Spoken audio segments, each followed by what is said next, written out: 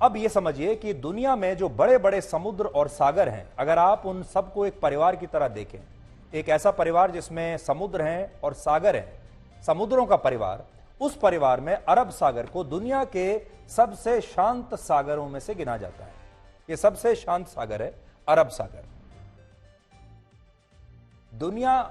और कहा जाता है कि अरब सागर को क्रोध भी आता है तो वो भी अपने इस क्रोध से ज्यादा लोगों को कभी नुकसान नहीं पहुंचाता। पिछले 75 वर्षों में भारत में जो 3 बड़े तूफान आए, वो तीनों ही तूफान बंगाल की खाड़ी में उत्पन्न हुए, लेकिन इस दौरान अरब सागर हमेशा शांत रहा और हमेशा खामोश रहा। यानी अरब सागर ने कभी किसी को तंग नहीं किया। आजादी के बाद भारत में पहला सबसे बड़ा खतरनाक तूफान वर्ष 1971 में आया था, जब उड़ीसा और दूसरे प्रभावित राज्यों में इसकी वजह से 9,500 लोगों की मौत हुई थी।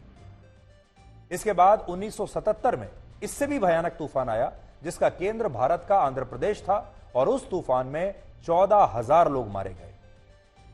फिर 22 साल बाद 1999 में एक ऐसा ही तूफान आया जिसमें उड़ीसा और दूसरे प्रभावित राज्यों में लगभग 10,000 लोग तब मारे गए थे। लेकिन अब पिछले कुछ समय से ऐसा हो रहा है जब अरब सागर गुस्से से लाल है, और वो अरब सागर में तूफान बनने की घटनाएं और इन तूफानों से लोगों की जान जाने की घटनाएं अब पहले के मुकाबले बढ़ गई हैं। तो अब अरब सागर आजकल थोड़ा गुस्से में है। क्यों गुस्से में है? वर्ष 2021 में अरब सागर में एक ऐसा ही खतरनाक तूफान आया जिसका नाम था ताउते।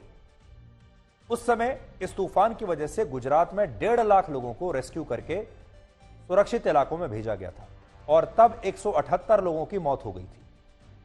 इसके अलावा 1998 में भी अरब सागर में ऐसा ही तूफान आया था जिसमें गुजरात और महाराष्ट्र के 1000 लोग मारे गए थे, और अब इस तूफान से भी बड़े पैमाने पर नुकसान की आशंका है।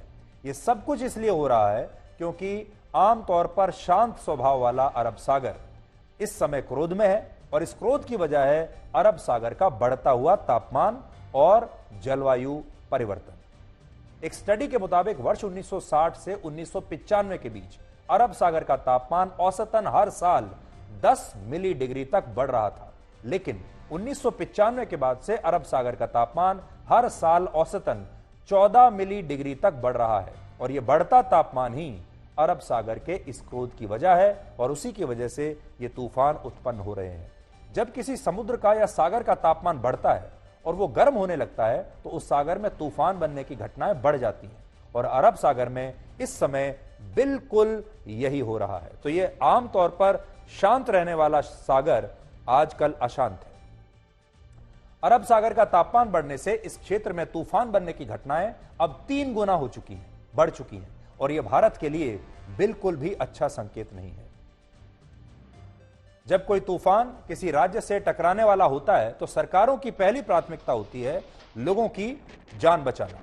इसलिए सरकार समुद्री इलाकों में रहने वाले लोगों को सबसे पहले सुरक्षित इलाकों में भेजती है, और इससे व्यापारिक गतिविधियां भी प्रभावित होती हैं।